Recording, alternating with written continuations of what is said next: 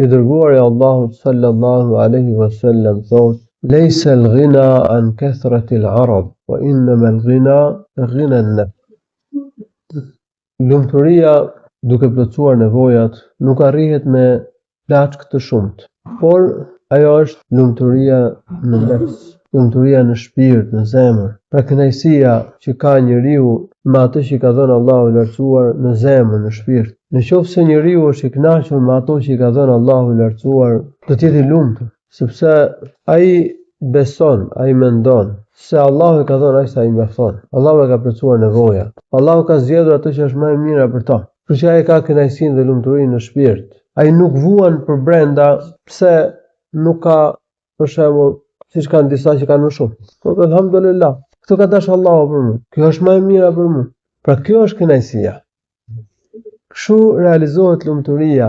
Ti jetë njeriu i kënaq në zemër me sa i ka dhënë Allahu. Po a do të thotë kjo që të mos bësh sebebet, që të mos përpiqesh të përmirësosh jetesën? Jo, s'është kjo.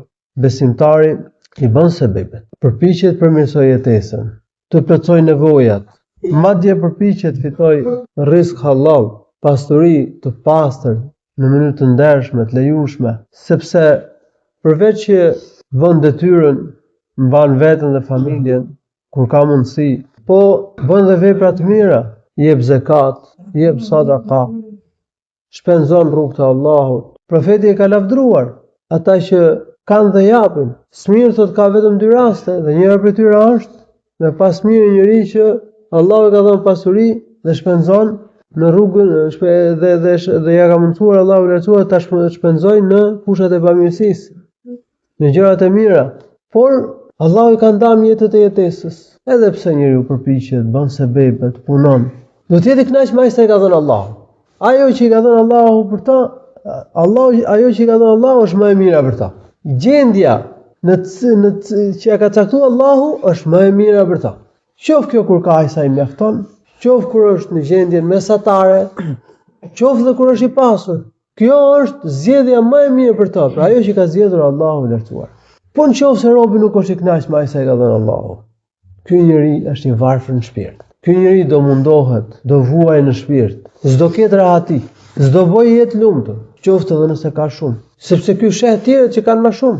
Sa do shumë të ketë njeriu, do shoh të tjerë që kanë më shumë. Edhe do vujë në shpirt, dhe s'do ketë rahat, dhe mendon keq për Allahun. Pastaj do flas keq, do sillet keq, do veproj keq. Ai sa ka që shkojnë edhe në vrasje. Ka që shkojnë edhe në vetvrasje. Ka që kryejnë krime, e fitojnë pasurinë në mënyrë pandershme. Bojnë punë të këqija. Mund të jetë një varfër që sillet kështu. Mund të jetë një gjendje mesatare, mund të jetë një i pasur. Prandaj profeti sallallahu alaihi wasallam lumturia është që njeriu të jetë i kënaq, të jetë i kënaq në zemër, të jetë i kënaq me sa i ka dhënë Allahu subhanahu wa taala. Dhe ky njeri i kryen detyrat e fesë, ruhet nga gjunahet, bën ibadet Allahut, bën dhikr Allahut subhanahu wa taala, ka përparësi ahiretin, nuk kërkon që të plotësojë nevojat dhe hallet në mënyrë të ndaluar me haram. Përkundrazi, i përmbahet rregullave dhe nuk bën haram. Në një hadith tjetër profeti sallallahu alaihi wasallam ka thënë: "Qad aflaha man aslama wa ruziqa kafafan wa qanna'ahu Allahu bima ata." Do shpëtoj një njeri që pranon Islamin, që i ka dhënë Allahu aq jetesë, aq rrezik sa i mjafton dhe është i kënaq me ato që i ka dhënë Allahu i lartësuar. Pra i fituar, i suksesshëm, i shpëtuar është ai që i ka këto 3 cilësi sipas hadithit. Cilësia e parë, bëhet musliman dhe zbaton rregullat e fesë, kuptohet. E dyta, i ka dhënë Allahu aq sa i mjafton, aq rrezik sa i mjafton. E treta, është i kënaqur me aq sa i ka dhënë Allahu i lartësuar. Pse ka përmendur profeti aq sa i mjafton? Sepse në shumicën e rasteve, nëse njeriu ka më tepër, mund të mos jetë i mirë. Edhe pse ka njerëz që kanë më tepër se ç'u mjafton, edhe ruhen nga haramet, bëjnë vepra të mira, shpenzojnë, japin zakatin, ai që jep zakatin e ka kryer detyrën. Po të jap dhe sadaka, akoma më mirë për ta. Por këta janë pakicë. Shumica e atyre që kanë më tepër prishen. Allahu na ruaj. Ndërsa nëse njeriu ka mjaftueshëm vendin tonë është gjendja mesatare e shoqërisë. Nëse njeriu ka mjaftueshëm, mundësia që të jetë i mirë është më e madhe. Dhe e treta, megjithëse ka edhe njerëz që kanë mjaftueshmëri, por janë të kënaqur, bëjnë harame, bëjnë punë të këqija, mendojnë keq për Allahun, ka edhe njerëz të tillë. Pra kjo është një sebeb.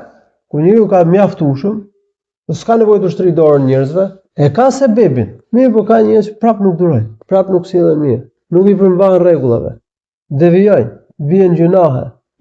Dhe cilësia e tretë, të jetë i kënaq njeriu me aq sa i ka dhënë Allahu subhanahu wa taala. Nëse njeriu është i kënaq me atë që ka dhënë Allahu subhanahu wa taala, atëherë do të jetë prej të fituarve. Pra, i ka përmendur tre cilësi. E para, pranoi Islamin, e dyta, i jep Allahu aq sa i mjafton, e treta, është i kënaqur me aq sa i ka dhënë Allahu subhanahu wa taala. Allahu shpëlbej me të mira, alhamdulillahi rabbil